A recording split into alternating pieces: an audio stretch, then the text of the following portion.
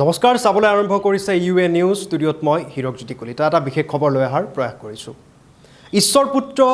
heartthrob প্ৰাণৰ শিল্পী জুবিন গাৰ্গ নোহোৱা আজি প্ৰায় 42টা দিন অতিক্ৰম কৰিছে 42টা দিন অতিক্ৰম কৰাৰ পাছতো আজিও শোকস্তব্ধ সমগ্ৰ অসমবাসী হাজাৰ হাজাৰ লাখ লাখ জুবিন অনুৰাগী আজিও শোকত ম্ৰিয়মান কিন্তু জুবিন গাৰ্গৰ এই অবৰ্তমানত জুবিন গাৰ্গৰ সমাধি ক্ষেত্ৰক লৈ যি ধৰণৰ জল্পনা কল্পনা কৰি থকা হৈছে যে ঈশ্বৰ পুত্ৰ জুবিন গাৰ্গৰ সমাধি ক্ষেত্ৰ কেনেকুৱা হ'ব তেওঁ যেহেতু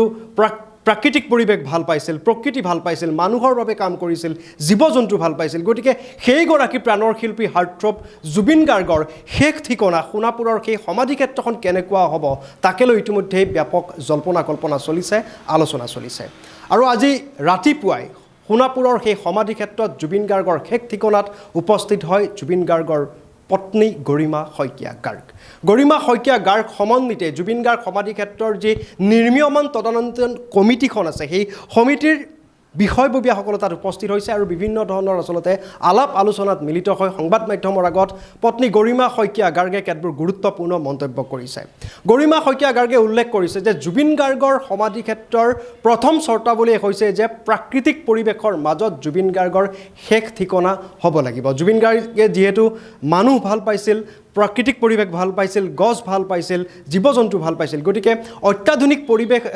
পৰিস্থিতি থাকিলেও বা অত্যাধুনিক হা সুবিধাৰে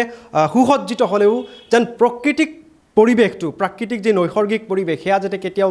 ম্লান হৈ নাযায় তাৰ বাবে গৰিমা শইকীয়া গাৰ্গে উল্লেখ কৰিছে যে প্ৰাকৃতিক পৰিৱেশৰ মাজতে অত্যাধুনিক হা সুবিধাৰে জুবিন গাৰ্গৰ শেষ ঠিকনা নিৰ্মাণ কৰা হ'ব জুবিন গাৰ্গৰ সমাধি ক্ষেত্ৰৰ মাটিকালি প্ৰায় 40 বিঘা পৰ্যন্ত হ'ব লাগে বুলি উল্লেখ কৰিছে পত্নী গৰিমা শইকীয়া গাৰ্গে লগতে জুবিন গাৰ্গৰ ন্যায় প্ৰাপ্তিৰ যি দিশ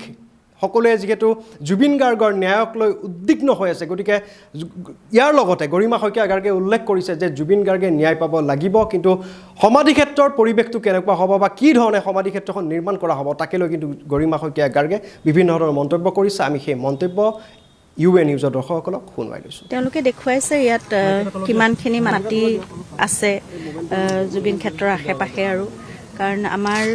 যিটো আমাৰ নিজৰ ইচ্ছা জুবিন ক্ষেত্ৰৰ অকল মানে এখন সমাধি ক্ষেত্ৰ আমি কৰিব খোজা নাই জুবিন ক্ষেত্ৰ এটা এক্সপিৰিয়েঞ্চ চেণ্টাৰ হওক য'ত জুবিনৰ মিউজিয়াম থাকিব এটা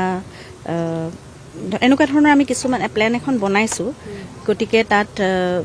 বহু ধৰণৰ নতুন প্ৰজন্মই অকল আজিৰ ডেটত বা 2-3 বছৰলৈকে